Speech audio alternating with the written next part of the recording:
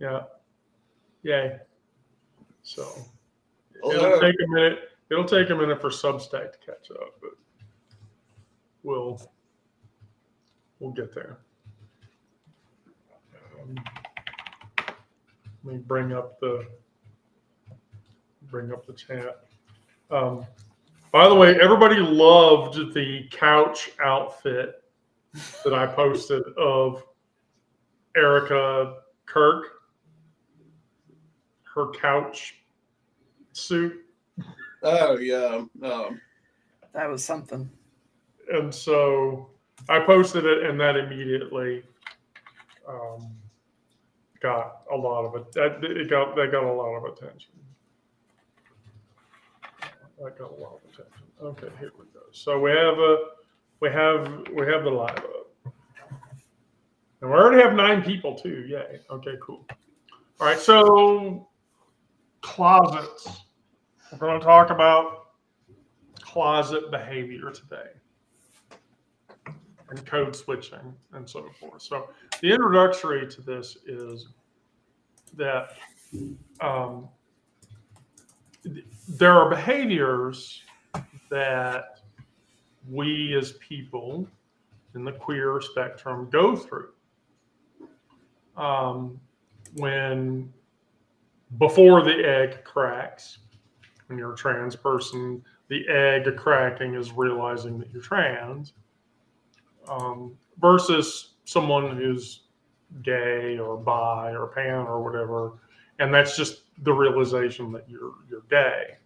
There are behaviors that you engage in that are iterative of your closeted self versus your out self. And what happens is when you come out of the closet, there are still closet behaviors that you may do that you aren't even conscious of, depending on how long you've been doing them. For someone that spent a long period of time in the closet, you're more likely to engage in code switching and masking and hypervigilance and minimization reflexes to deal with presenting yourself in the way that you present versus living as your authentic self, and it happens to all of us. So I mean, I'm immediately going to go right into it. So the phantom distance is the first subject, and we're going to go around the table. And so here's how that works out. After coming out, many queer people automatically create physical space between themselves and their attractions. Be that, in Brandon's case, Brandon being attracted to a guy. In Sarah's case, being attracted to another woman. In Onyx and I's case, being attracted to a person who wants to have a relationship with a trans person. Thank you. You know, you're in a grocery store with someone that you love and care about, and your hand drops away from theirs. That's the physical space directive. The way you angle your body. I do this all the time. The way you angle your body in a restaurant. My immediate inclination when I go into a restaurant is Aubrey and I sit across from each other eye to eye. And very oftentimes I will cross my legs and slightly turn. It's just, that's a trained response for me. You know, because when you're in the closet, it teaches you that, teaches you and your body that visibility could be dangerous. And your nervous system hasn't forgotten that lesson. And so that's how physical characteristics play out. So we're going to go counterclockwise. So, Brandon, your thoughts about that subject? It's a little bit hard to distinguish because, like, I've always had kind of a bit of an aversion to public displays of affection. My family growing up, they were not physically affectionate. We didn't hug and kiss each other and that kind of thing. So I was kind of used to that kind of interaction anyway. Right. So it's kind of hard.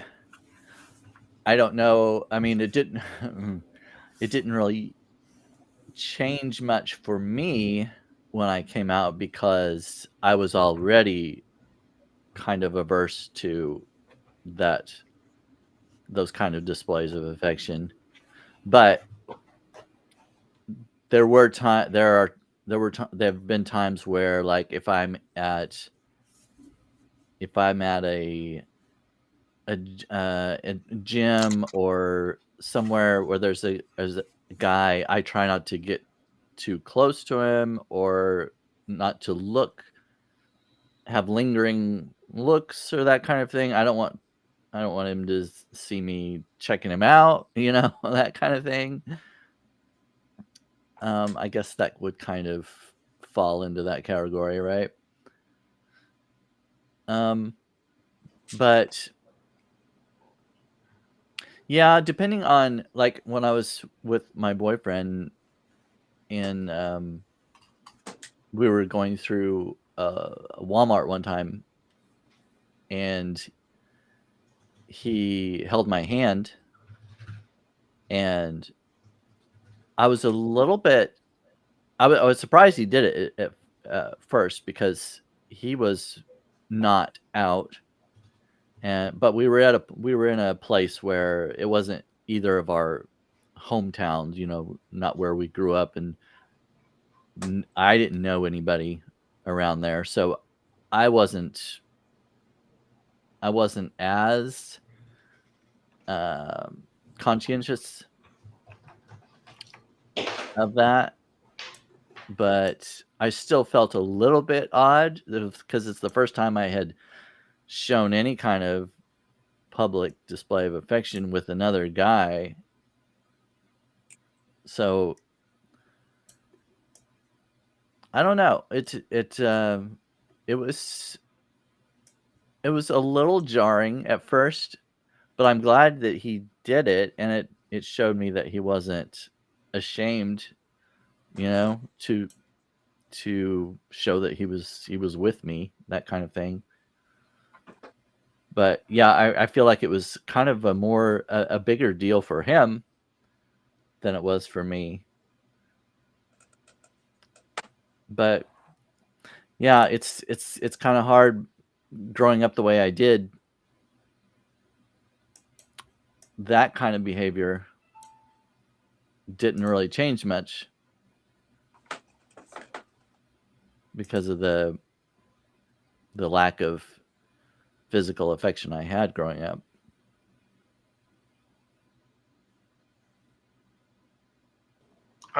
That tracks. All right. It's Sarah's turn now. I wish I had a baton I could, like, reach over and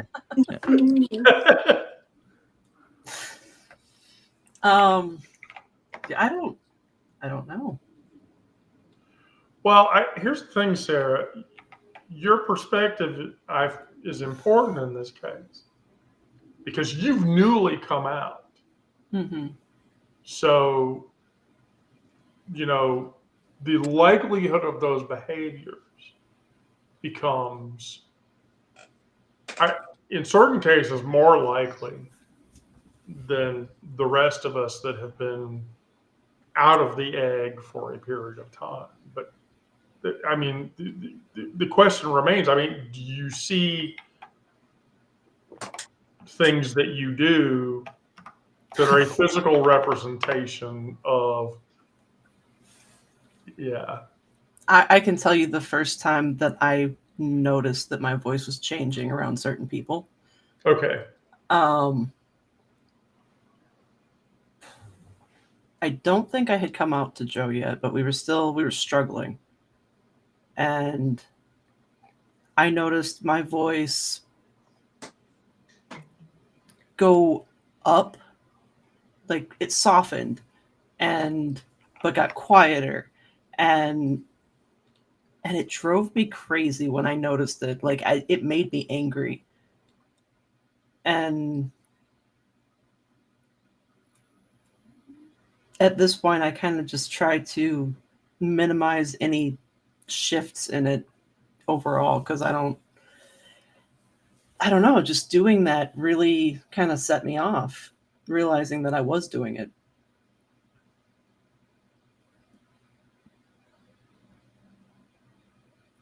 But beyond that, I'm not sure that I've noticed a whole lot. Well, let me ask you a question. Why did it set you off? It was part of the realization that I was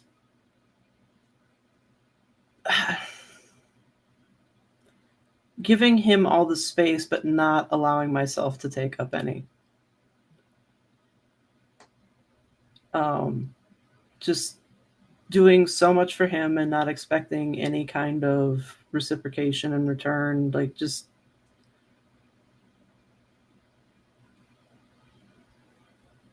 I don't know that I have any better way to explain it than that. Like, I've realized that I've had to, like, emotionally regulate for him, but that was a realization that came later.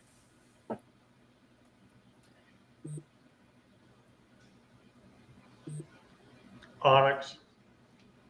Yeah. So, like Brandon, my family was not overly touchy-feely. I had to work that out for myself. When I was in the closet, I tried to come out 3 separate times. 2 times it didn't work. The 3rd time it stuck. But part of the problem was that me, as at that point 6'1" black person who is transitioning and who has a deep voice, automatically people would sir me, and it still happens. People sir me. It's the amount of, like, having to ignore people that I do, so that I don't feel hurt by their stares, by their open mouth stares. I feel that, yeah. I feel that I've had to do a lot of what we would call masking, a lot of coming in and out of the closet, learning to be able to express myself freely. And one of the other things is that I was married when I came out. So my wife saw, she knew me as my dead name. And, she allowed me the space to kind of work that out. Although we were talking about divorce for 3 years, in the instance of our relationship, I went through a transition and Egg went through her own transition. And if that hadn't happened, we wouldn't have been able to stay together. And I believe my transition. Yeah, that's a very common motif in cross-lateralizing relationships. Our other band member, Miranda, who is not here, she went through that. Although, in her case, she was married and she came out as trans, and her wife says, "We're married. That's I will change my view. Wow, that's great.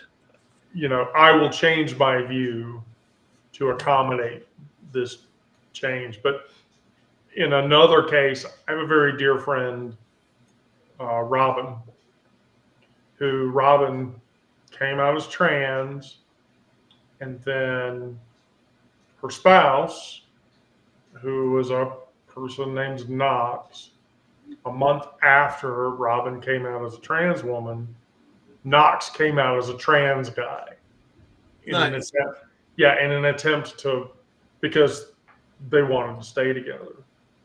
Um, that sort of falls outside of the scope of this conversation, but it's what you were describing is very common. Oh, the transition that both parties have to go through. Yeah. Yeah. That's a normal part of that behavior. So the next thing that we do is we're going to talk about code switching. So what does code switching mean? So when the plumber comes to your house and you're alone and your voice shifts, registers, and octaves and directions, your posture straightens, your gestures tighten, you deliberately and vaguely reference your pronouns. You may not even use them at all. That's not a performance you choose. It just happens as a byproduct of interacting with someone that you may or may not trust. It's present. Yeah. Right. And so years of code switching will cause you to behave that way. I do it. No. Because I was in the closet for so long that I just couldn't reconcile it. And so it's exhausting, that translation in your brain, because you're going back and forth. On the one side, you're out and you're proud, but you're still translating yourself for straight comfort. Right. So, Brandon. This one happens a lot for me. Okay. Because my family is very conservative. They don't they believe homosexuality is wrong, and kind of reject that side of me, basically. And so whenever I'm around a lot of them, I tone down the gay. Don't use my hands as much, and I guess probably I guess I don't really notice the pitch of my voice. It probably does go down, lowers. I guess I just don't really think about it. But like you were saying, it's kind of automatic that it just happens. And also the area, not just with my family, but the area that I'm in, depending on where I go. This is a rural, small kind of town community, and depending where I'm at, I may not. I mean, I don't wear. I sometimes wear makeup a little bit. Not. I don't put a lot on, but I wear a little eyeliner, mascara, foundation, and stuff. And depending on where I go, I may or may not wear that. Like if I'm going to Walmart in my hometown, I'm likely to see somebody I know. So I may not wear it then, because they might notice that I'm wearing makeup and say something. Like, the other day I saw my aunt in Walmart, and I was actually wearing I think I was wearing mascara or eyeliner or something, and when I saw her, I mean, I put on my glasses to kind of at least hide it a little bit. You know, I don't need my glasses all the time. It's mostly for reading, but I put them on and then looked at my phone or something. You know, it was ridiculous, but I still did it automatically. You know, it's like I don't want to deal with because she's very judgmental and very she's a Pentecostal and very conservative, and you know, even more so than a lot of other of my family and stuff. So um yeah, it was just some of that stuff is automatic, and I tried not to talk to her too much. I pretended I was kind of acted like I was busy and needed to get done with what I'm doing and get out of there. I didn't want to linger too long and talk to her. And yeah, I mean, it goes for not just makeup, but the clothes I wear. I mean, I don't wear anything that's like that kind of says I'm gay. Look at me, you know. I don't cover myself in rainbows and have a big sign around my neck or anything like that. But I might choose different things depending on where I'm going and things like that. You know what I mean? Right. But yeah, a lot of it is kind of automatic and I don't notice it. And then a lot of other things is very conscious. Yes.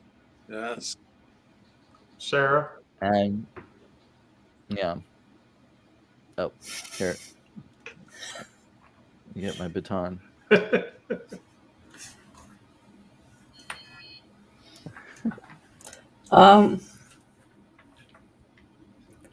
I don't know. I guess I'm waiting for you to tell me, no, you don't do this, so that I can say bullshit. Because I know better. And that's going to cause me to tell a story about you. so.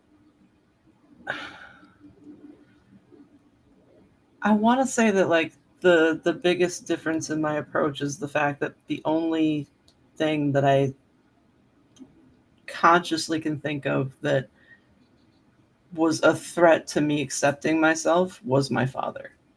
And with him dying, I yeah, I after that it's just been like, all right, I'm I'm coming out to people over and over again. And, like I was warned. But I'm not nervous about whether it's going to be accepted or not. It's like, all right, either you're going to accept it or you're not. Like the people in my house are accepting enough. I'm not under any kind of threat. So let me just stop you right there. So for what you are describing, the focal point for that was your paternal relationship. Yeah. Why? Because he tried to shame me out of everything that he didn't like about me. That certainly encourages masking and code switching from a social perspective, much less. I mean, okay, let me ask you the question. If you had to come out as a gay woman while your father was alive, what do you think would have happened?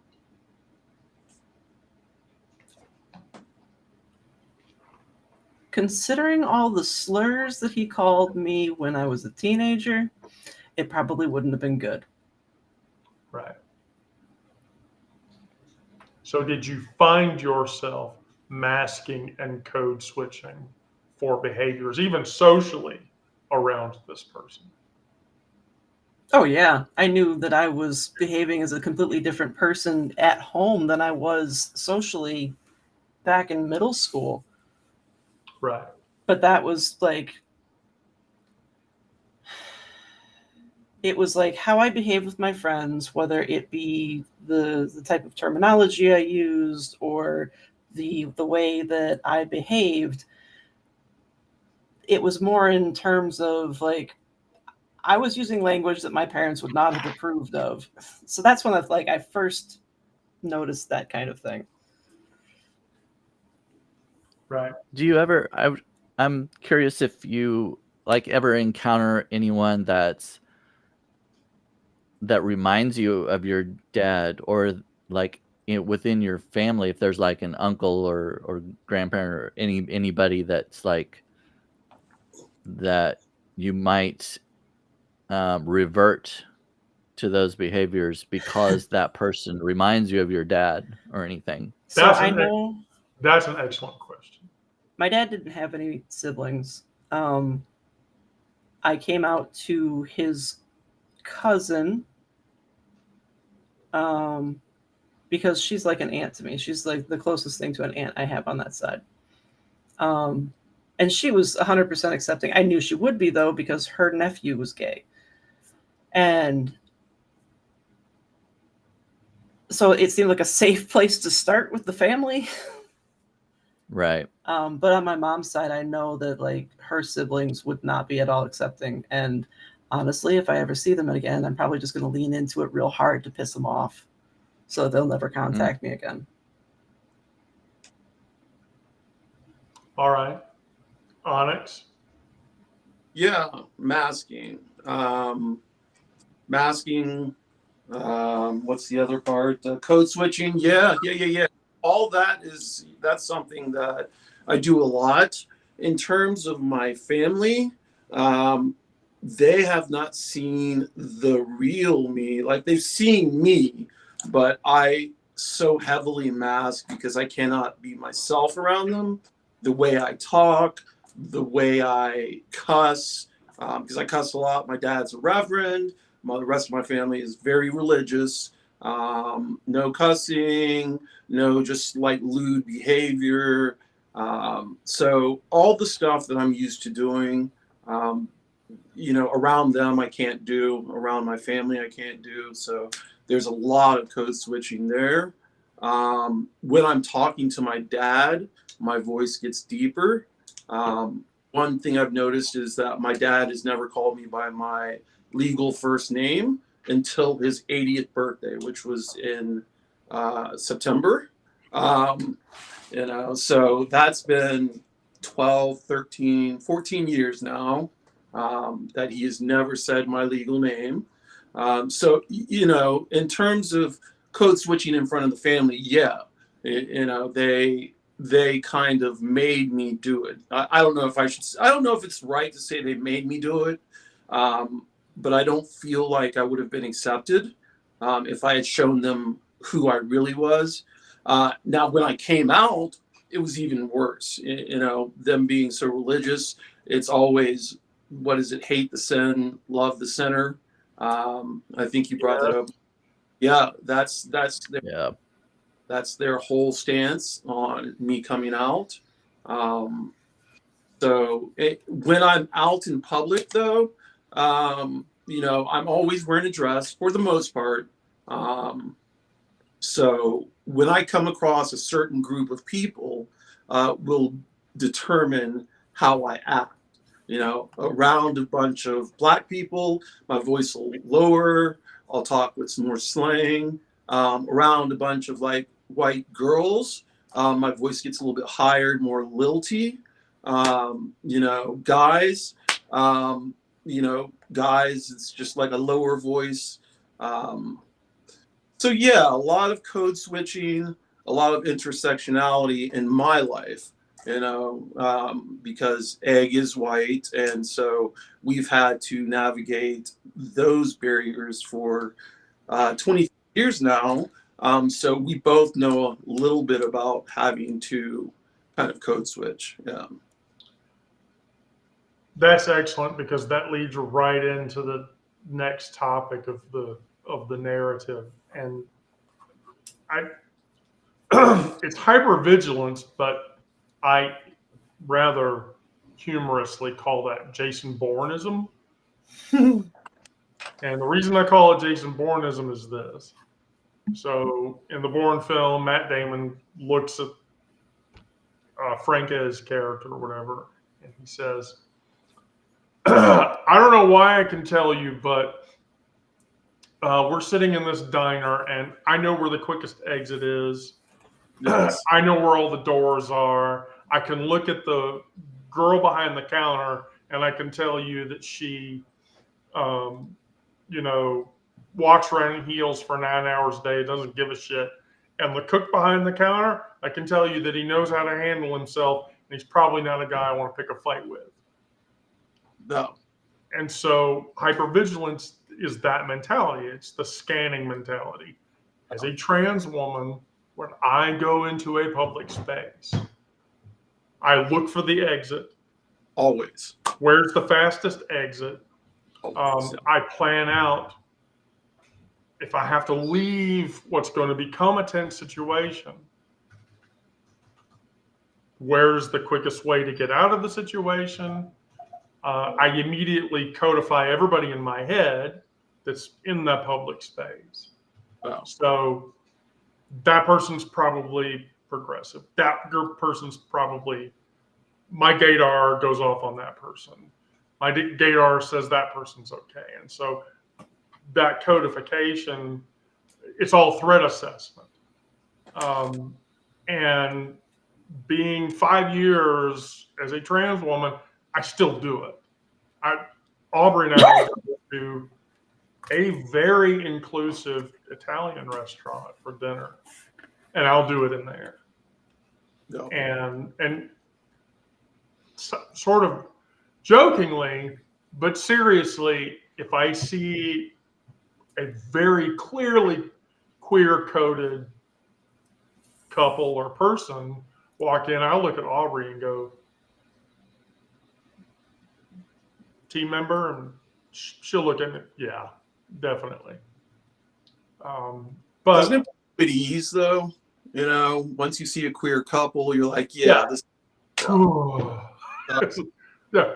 Okay, now I can let it off. But the closet instills that mental surveillance camera in your head, and coming out doesn't disable it. Not for me. Brandon, your thoughts about that?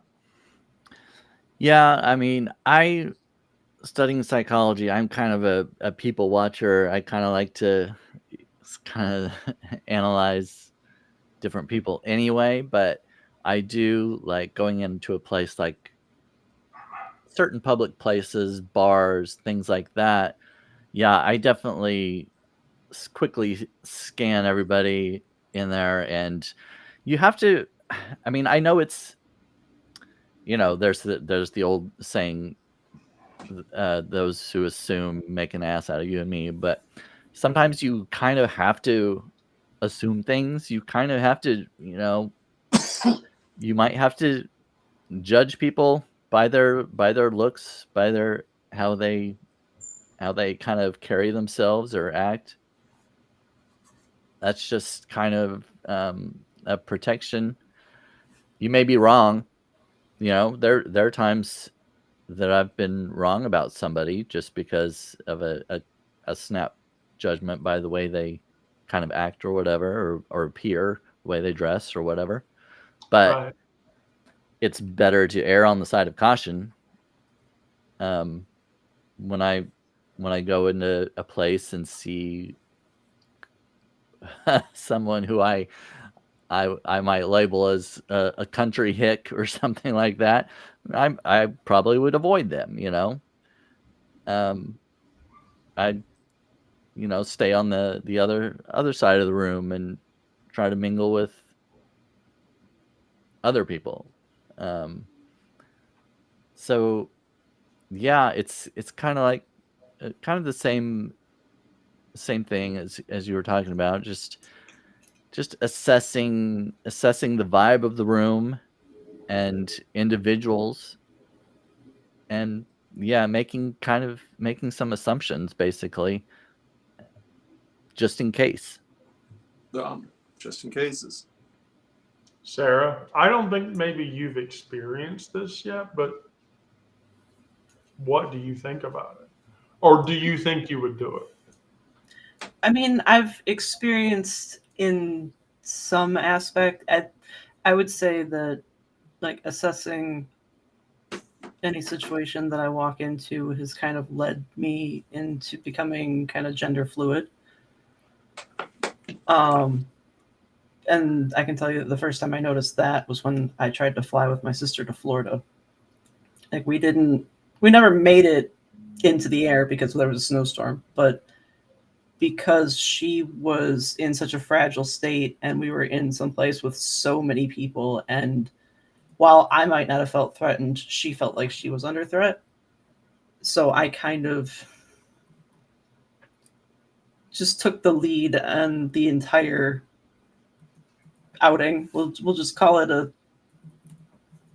a trip to the airport, because that's literally all it was.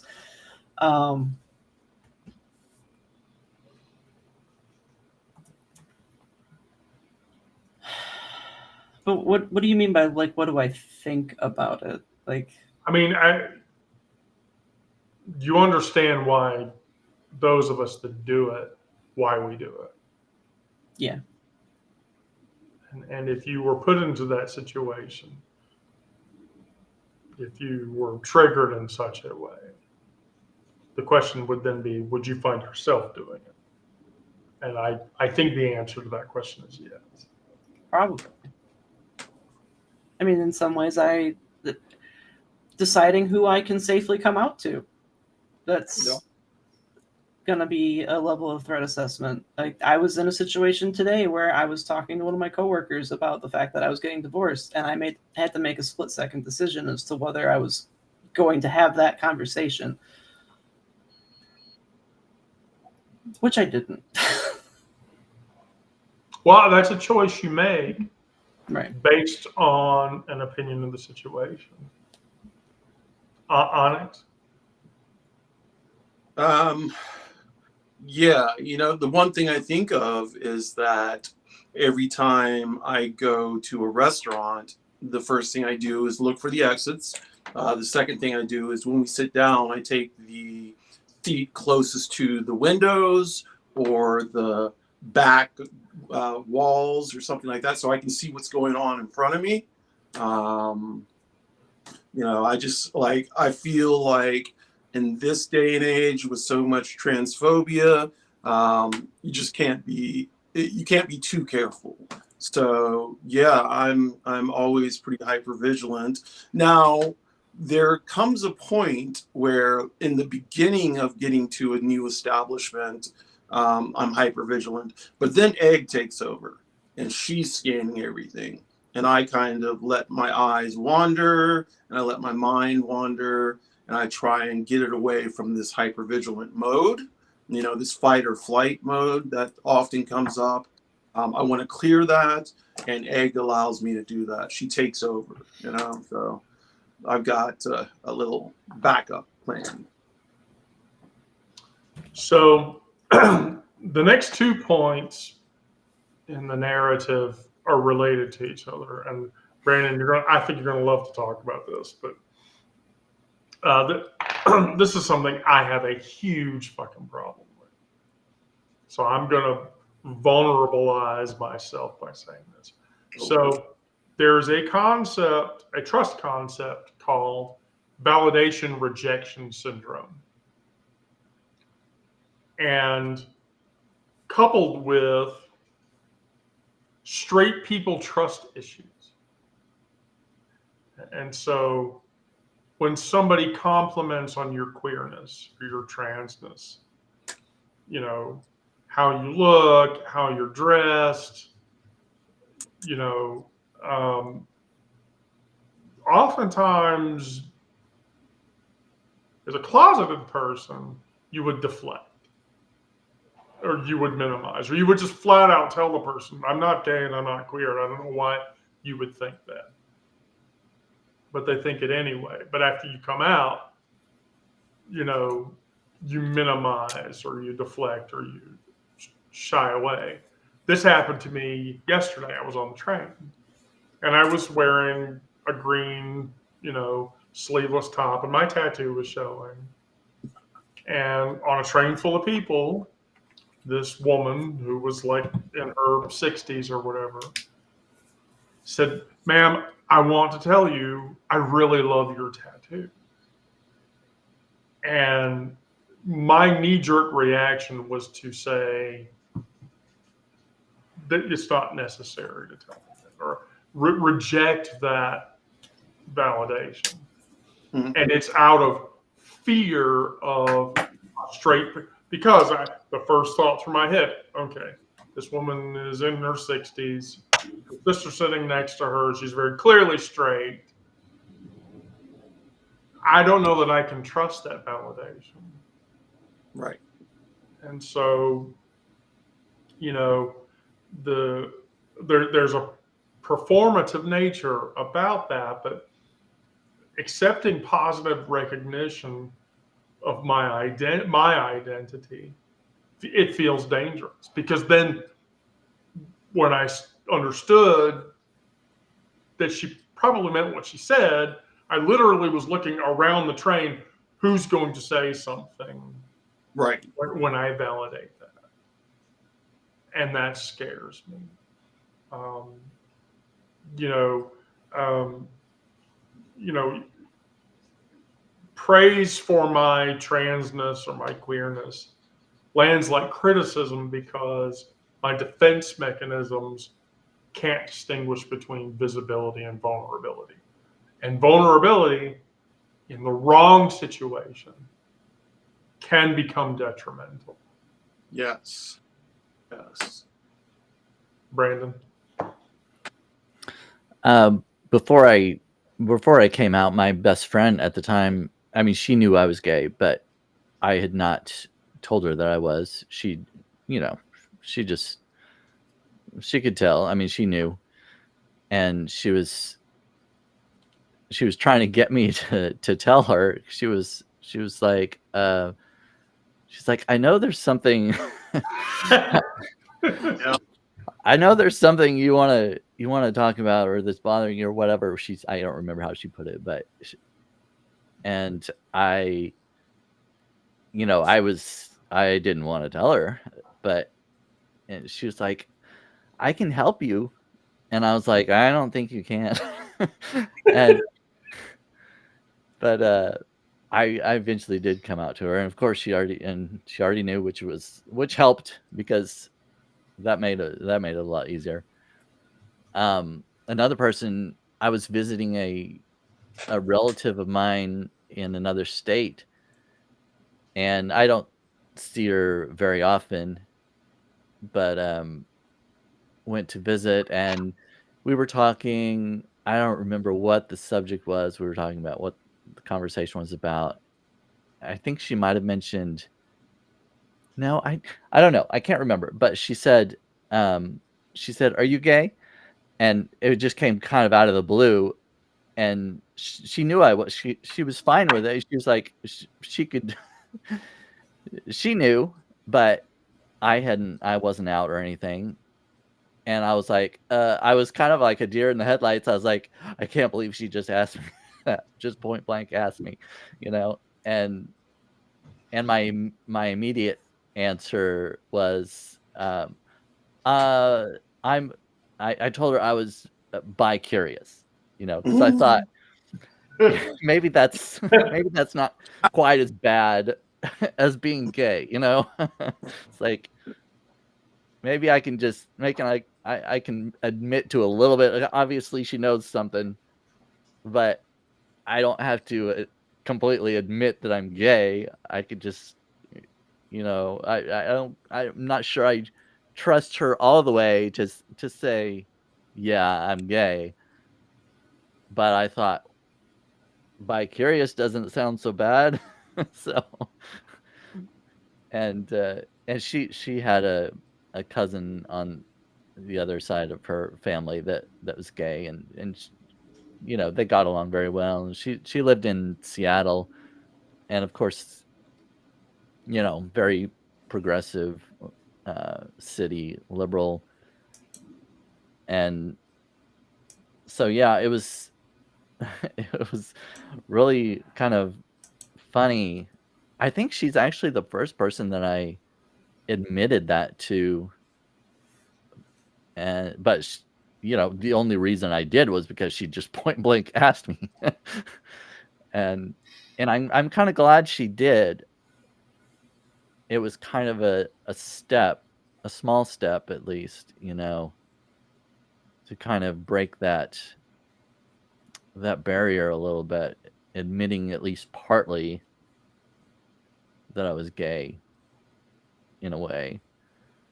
So, yeah, I mean, and I was in a fender bender one time, and we it was the guy's fault. He was very apologetic and admitted it was his fault and everything. And we pulled it off into a parking lot, and the cop showed up, and she was assessing everything. And as we were standing there, I think he was kind of maybe kind of nervous, and he was just making conversation and talking about wife and kids and stuff. He's like, "Are you married and got kids, or got kids or whatever?" And I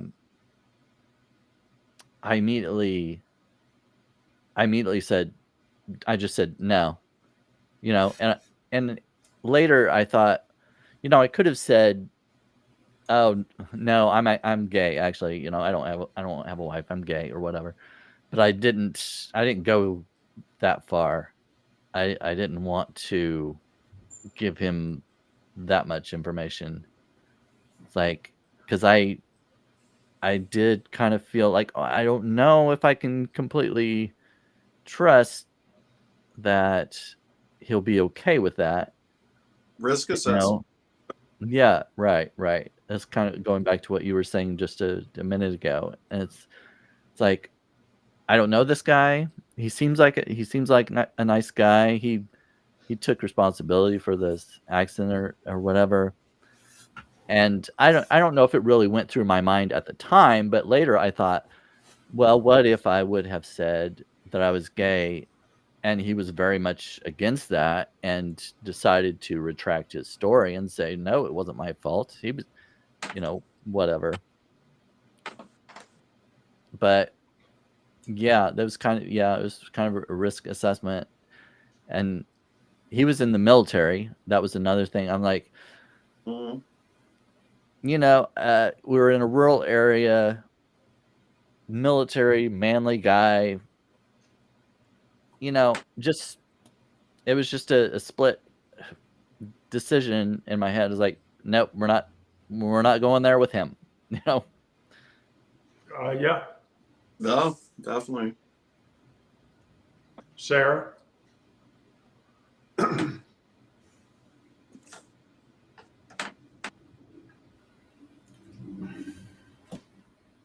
I don't know. It's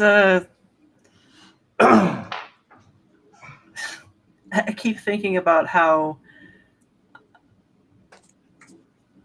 every person that I've come out to, how it's been received has been based on, or how they've reacted has been based on whether or not they're straight or they're gay. Because Yeah. all of my gay friends already knew. And Yeah, I want all of- to point out that I think that there is a conversation that I know you had with another queer person where you literally asked the queer person, how do you know?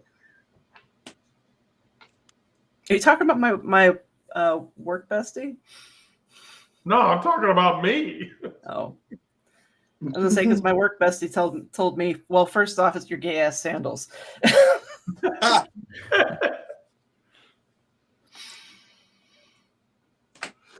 Oh. But yeah, so every queer person that I know is all like, yeah, we had an idea. And I mean, even my kid was like, yeah, I kind of thought. But anybody else, like every straight person I know is like, really? I had no idea. But I think the I don't know. It's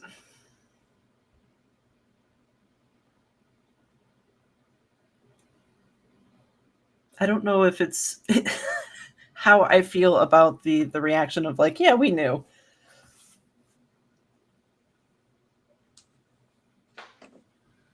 Then again, I'm just as guilty of it with my kid, because when they came out, I had to tell the story about how when they were in kindergarten, there was some conversation that was had with them and their kids, their friends, and at that moment, I'm like, yeah, I'm pretty sure. Yeah. Onyx. Yeah. So validation rejection syndrome. The first thing I want to say is I was outed for the third and final time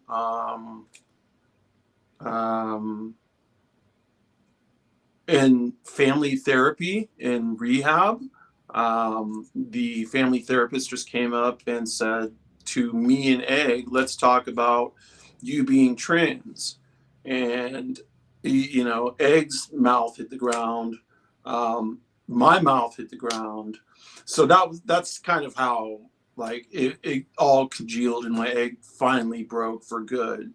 The one thing I have the one thing I had a problem with early on, and sometimes I still do, is people say, "Oh, you're so brave for transitioning," you know, and I'm like, "Well, fuck this. I'm not being brave. I'm just trying to stay alive," you know. For me, it was a transition or die type of situation. There was no other way. I gave myself till 42 to start transitioning, and if I didn't, then that would have been over. And at 42, I started transitioning. So I get the, like, you know, when people try and validate my transness, you know, some part of me feels like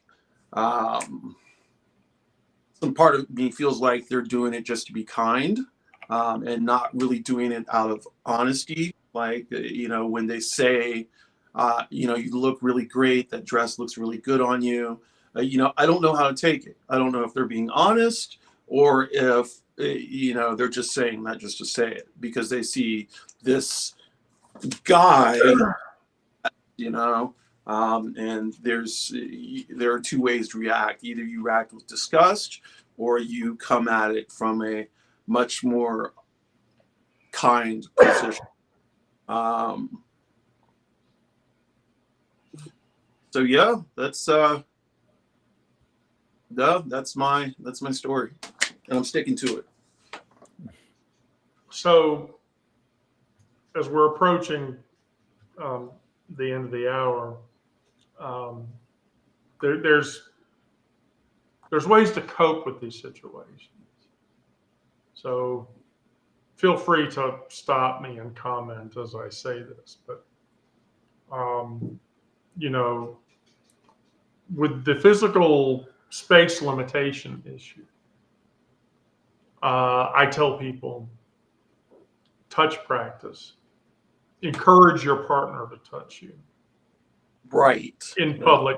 And that doesn't have to be like, I will tell you this, when Aubrey, like walks up behind me and slides her hand across the back of my neck and onto my shoulder. That is an incredibly affirming feeling. Right. And I would never push that away because I want that affection. Largely because, from my perspective, I grew up as a touch-starved person. I had a maternal unit. Yeah, I had a maternal unit that did not believe in having contact with her child. And then when I find myself code switching, I then correct myself.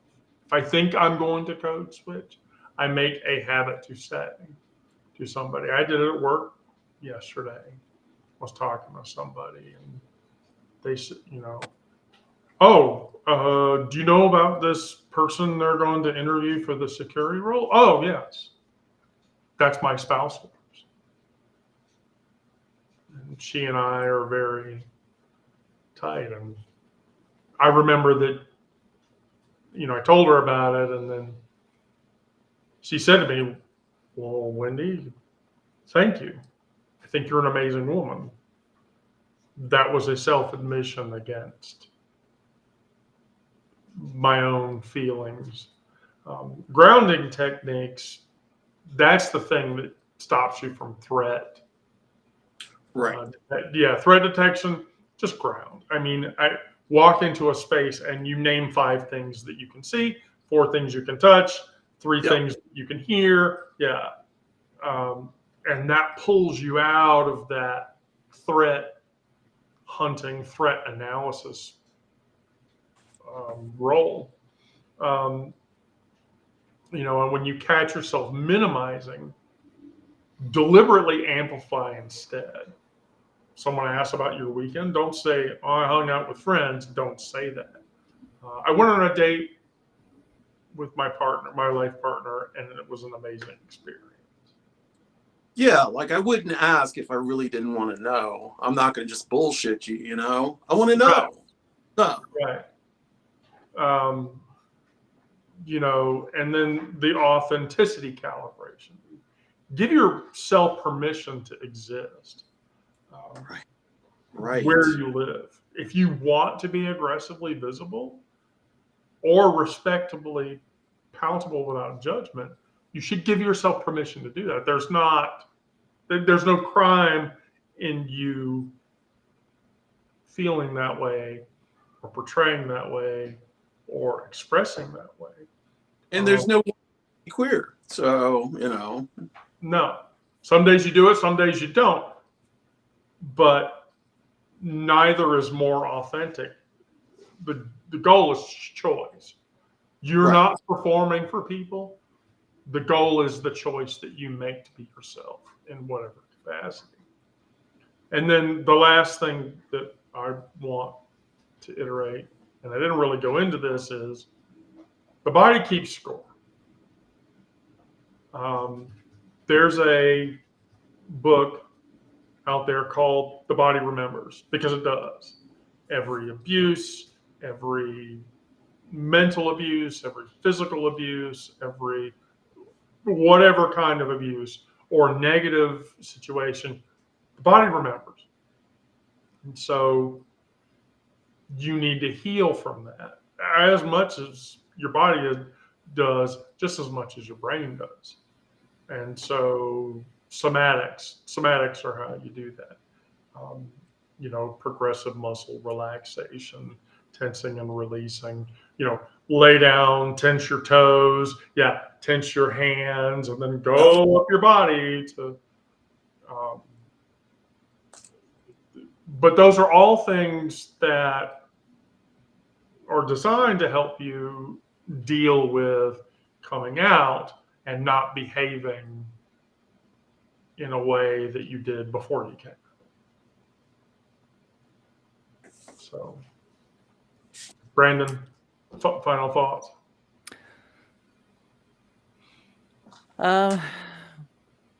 Yeah, some of it is, I think, just takes some time to kind of to live with yourself before you kind of can show other people. Kind of, I mean, obviously accepting yourself fully.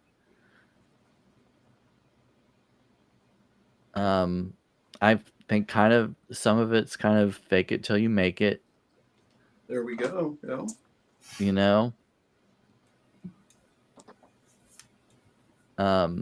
Practice being yourself around people you know that you're safe around. Right. And the more you do that, the more you can expand that circle. You know what I mean? Right.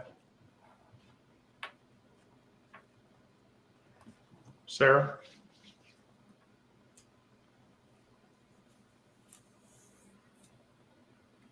This is why I call her Sarah the Stoic. in the queer space stories every night. There's a lot of thoughts actually, but I don't know which one to pick. Um,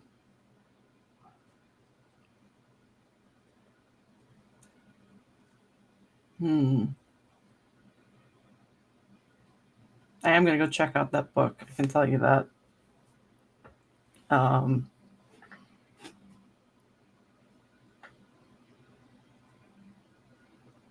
can send you my copy if you want.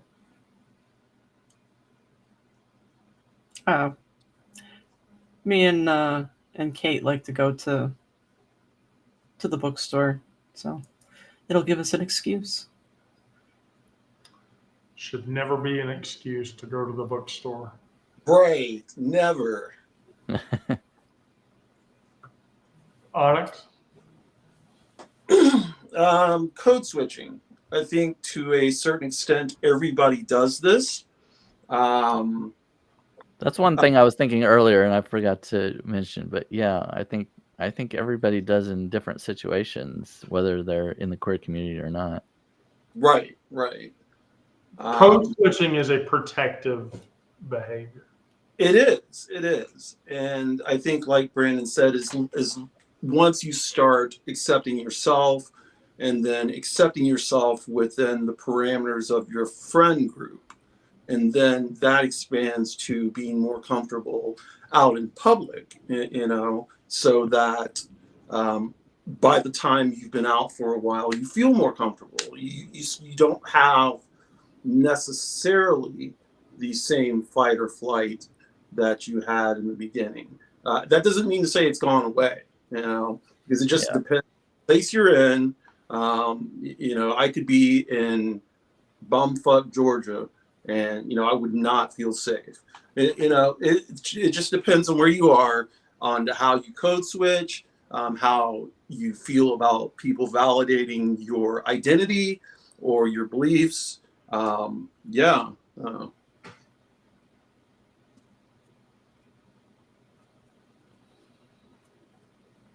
I hate to use this as a reference, but one of my favorite comedy films of all time, easily in the top 10, has a number of iterative exemplifications of this, and it's not even in a queer space. And it's an Eddie Griffith movie. And if I tell you, you have to promise not to judge me for liking it. Undercover Brother. I love this movie. I love that movie. But the moment of code switching that happens in that movie is when Griffith's character gets assailed by a white girl. Right. So they're all down in the base, and he walks in, and he's in khakis and a 2-button. Hey, Chief Sturt, and it's like, oh my god. The sister girl looks at him. What the hell happened to you? And like the boss is like, what the hell happened to you? And sister girl says he's been having sex with a white girl.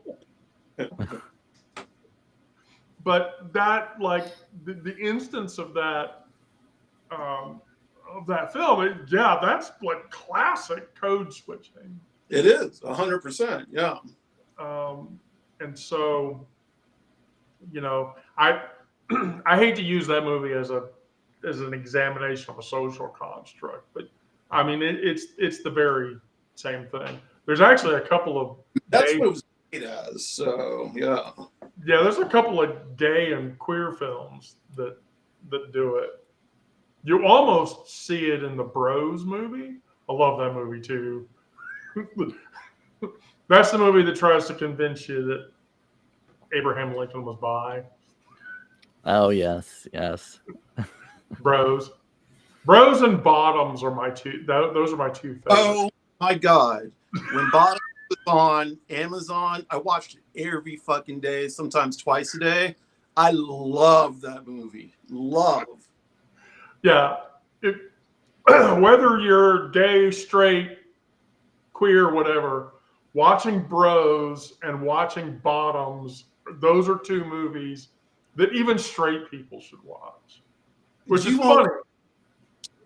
Which is funny because one of the actresses, one of the two trans actresses in the Bros movie, Madison, is somebody that I know in real life. Her stage name is interesting, and I won't say it, but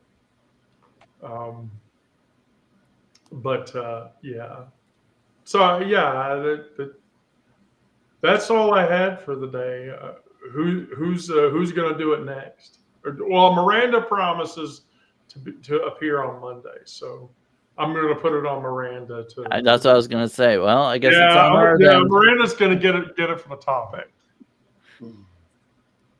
Get it from the topic.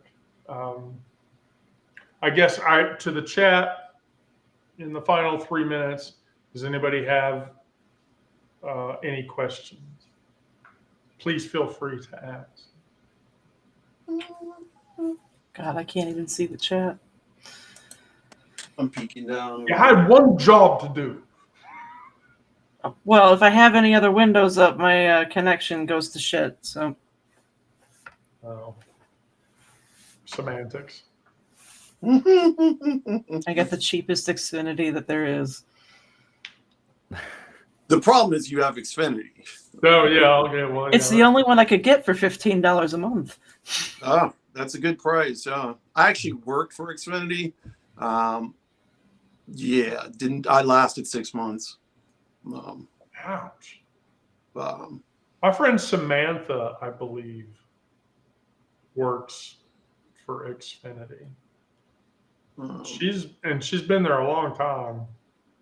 I was doing outbound calling, trying to get people to sign up or save people, and that is just not my jam. It was something that I have no belief in. Like I can sell the hell out of some magical supplies, but I can't sell Comcast stuff to save my life. No, yeah, I can't either. All right, well, Monday at 1 or 2 o'clock. Sounds good. Yep. Okay. Sarah, are you going to come back on the trauma show ever again? Considering I have to take a half day off of work in order to make it, it'll have to be scheduled.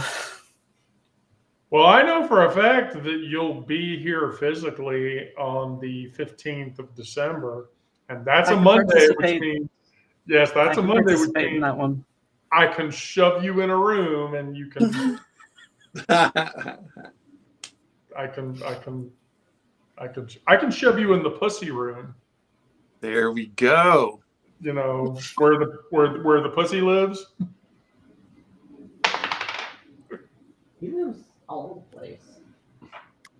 Well, Yeah, Tuesday is Veterans Veterans Don't listen Day. to the voice behind my monitor. The voice behind my monitor doesn't know what the fuck she's talking about. Cheesy good. No, see, I told you, don't listen to it. Don't. You be quiet. You're ruining my show. You're ruining our show. Quit it. Want some hot dogs? God damn it. We got a pack full of wieners.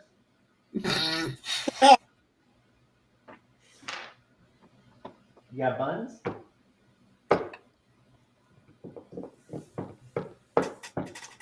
Yeah, okay. Brandon, Sarah, Onyx, thank you. Thank you all. Thank you. Yeah. I will post a public link to the three of you of the video once it publishes or whatever, so that you can drop it. Just for clarification, Brandon, that's working okay for you? Yeah, I don't know why. At first, I just could not get it to download, but then there was an update that my computer had to do. And once it did that, it downloaded fine. So I guess it's fine. Okay, perfect. So I just look for a public link from me in the next 3 or 4 hours, and that'll be this video, and you can share it and spread it around and do whatever you want with it. Awesome. All right. Well, thank you everybody that joined us for Trauma. Thank you. Friday. Goodbye, everyone. Bye. Have a pleasant weekend. Bye. Aviento. No. Don't listen to this shit. Don't listen to this shit. It's don't listen to it. I hear wiener.